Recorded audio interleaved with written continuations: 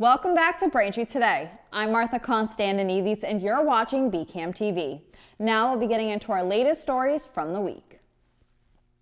In a surprising announcement last week, China released a 12-point proposal that called for a ceasefire between Ukraine and Moscow and the opening of peace talks to end the fighting that started 1 year ago. There are doubts over whether China can be seen as an honest broker in the war. China and Russia have increasingly aligned their foreign policies to oppose the U.S.-led liberal international order.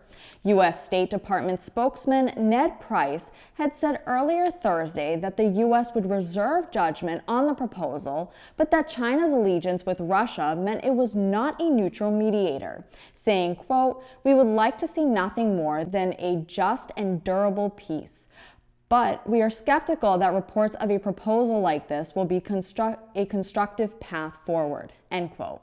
Before the proposal was released, Ukrainian President Volodymyr Zelensky had called it an important first step to have China involved. At a news conference last Thursday with Spain's Prime Minister, Zelensky said, quote, "I think that in general, the fact that China started talking about peace in Ukraine, I think that it is not bad," end quote.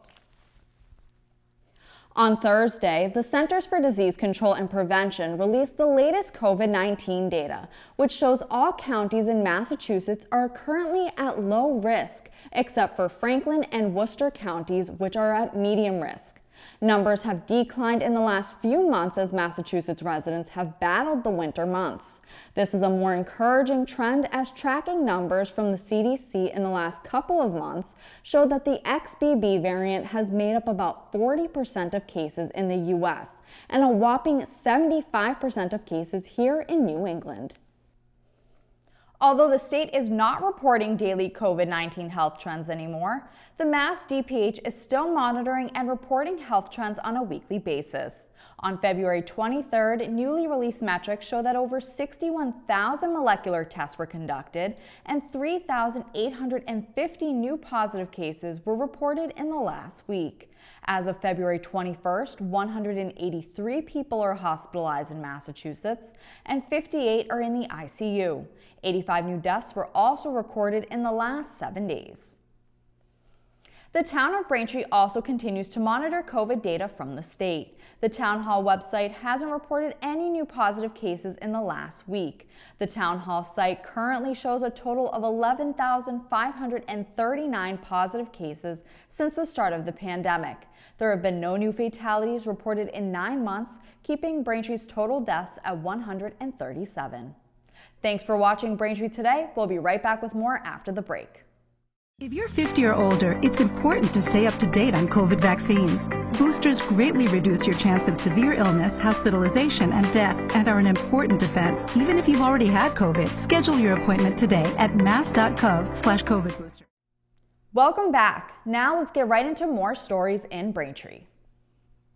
State police are asking the public for their help to provide any information related to 2 speeding vehicles they say were involved in a fatal motor vehicle crash in Braintree last week that claimed the life of a Hanson man.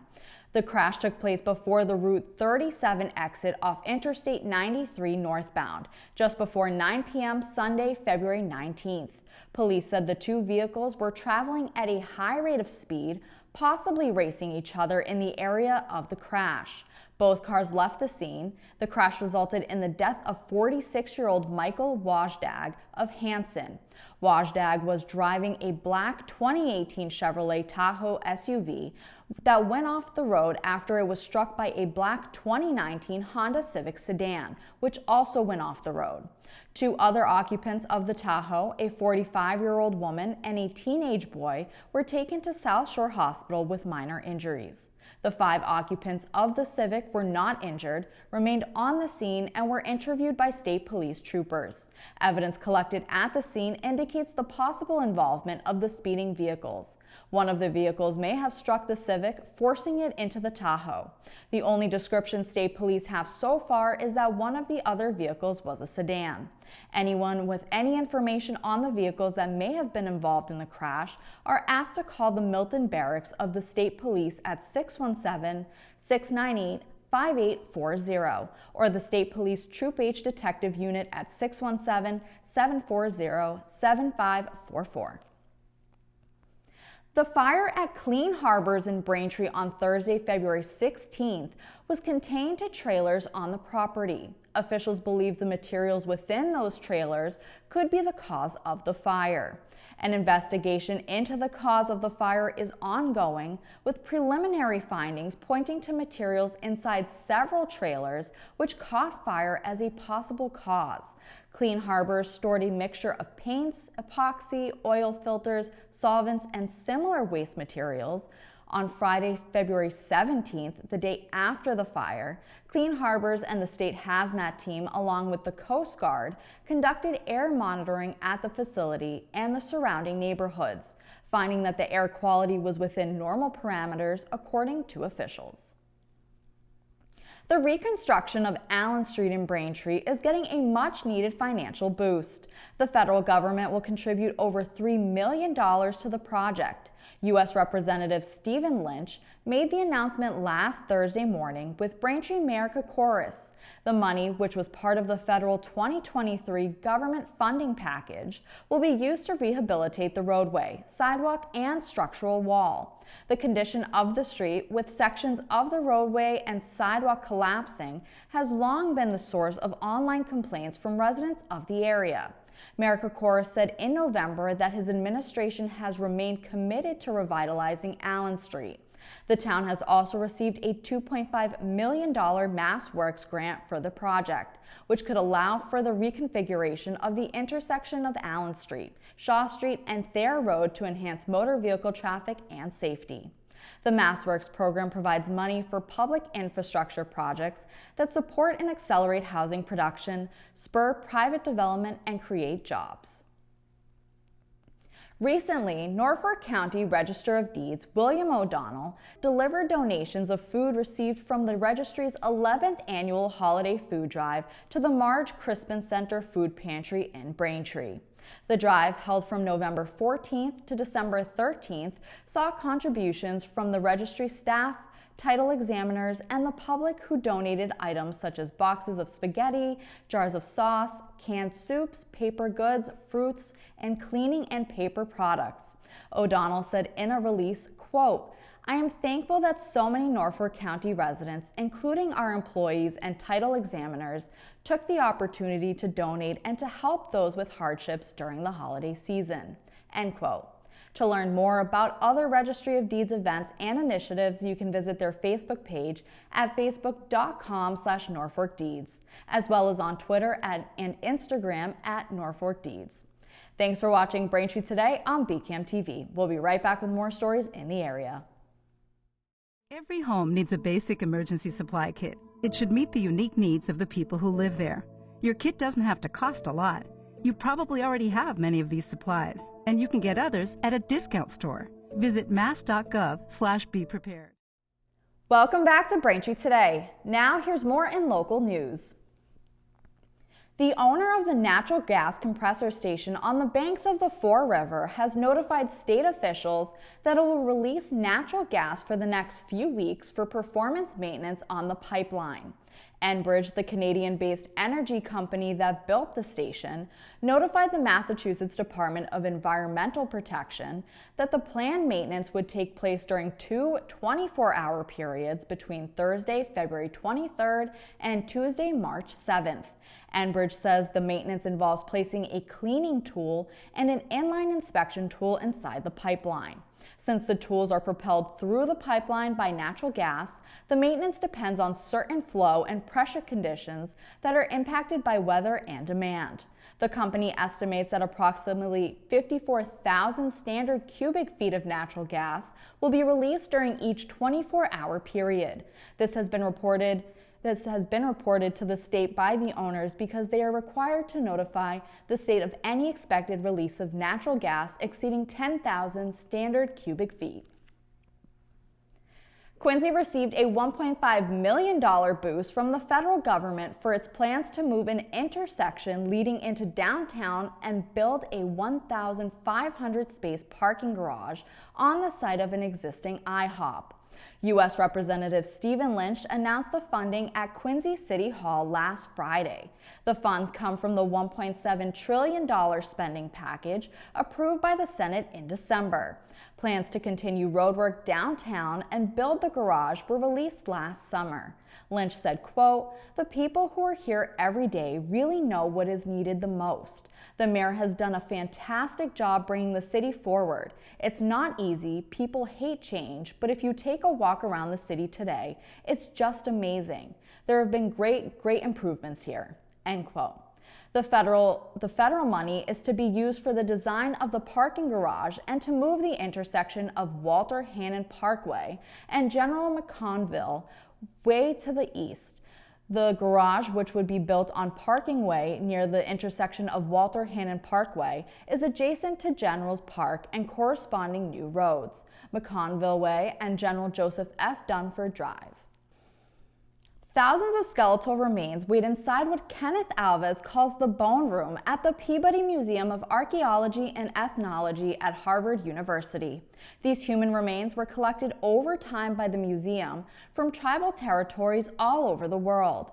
Alves, a repatriation officer and a member of the Asenet Band of the Wampanoag Nation, works with the Wampanoag Confederation to repatriate indigenous human remains back to Native American tribes of origin. According to Alves, 313 indigenous individuals await repatriation from a host of regional museums.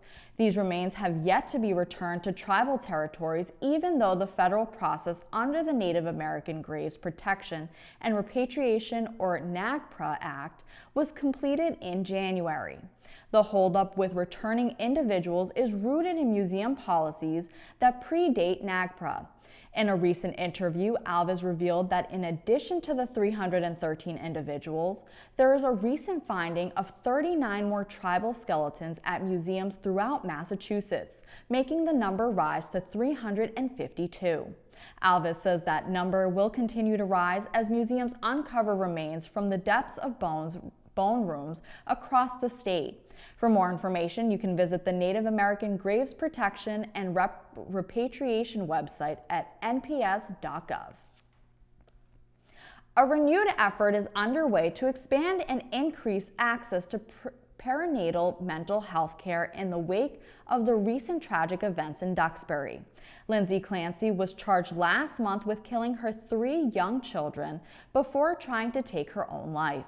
During her arraignment, Clancy's defense attorney, Kevin Reddington, argued she had been over-medicated after giving birth to her youngest son and may have been suffering from postpartum depression and psychosis. A recent bill is a revised version of one filed last legislative session by Representative Jim O'Day of Boylston that would require criminal defendants who gave birth within a year of their alleged crime to be screened for postpartum depression and psychosis. The bill would also create a pathway for defendants who are found not guilty by reason of mental illness to receive a treatment plan and related psychiatric services. Ashley Healy, a lawyer who serves as coordinator of the commission, says this bill will ensure, quote, that these folks receive life-saving mental health treatment in cases where a psychotic episode results in involvement with the criminal justice system, end quote. Thanks for watching Braintree Today. We'll be right back with more in entertainment.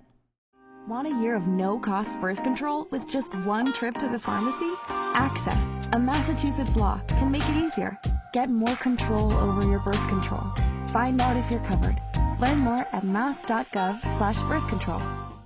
Welcome back to Braintree Today. February is Black History Month, so for today's entertainment segment, we have a few movies to educate and celebrate Black history. First in entertainment comes Who We Are, a chronicle of racism in America. Follows criminal defense attorney Jeffrey Robinson as he dives deep into researching the nation's history and teaches his then 13-year-old son about racism in the United States.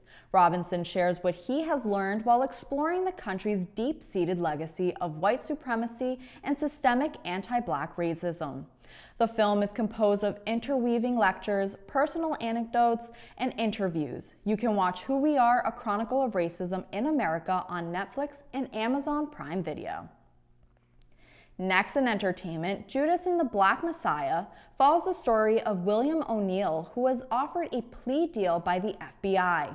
O'Neill must infiltrate the Illinois chapter of the Black Panther Party so that he can gather intelligence on the party's chairman, Fred Hampton. Daniel Kaluuya, who plays Fred Hampton, won an Oscar for Best Acting in a Supporting Role. You can watch Judas and the Black Messiah now on HBO Max and Hulu. And finally in entertainment, John Lewis' Good Trouble is a documentary that chronicles the 60-plus years of legislative action and social activism done by U.S. Congressman John Lewis. The documentary uses rare archival footage and interviews. John Lewis fought for voting rights, gun control, civil rights, immigration, and healthcare reform. John Lewis' Good Trouble is directed by Don Porter and can be watched now on HBO Max and Amazon Prime. That'll do it for news today. I'm Martha Konstandinidis, and thank you for watching Braintree Today on BCAM TV. Stay safe, and we'll see you next time.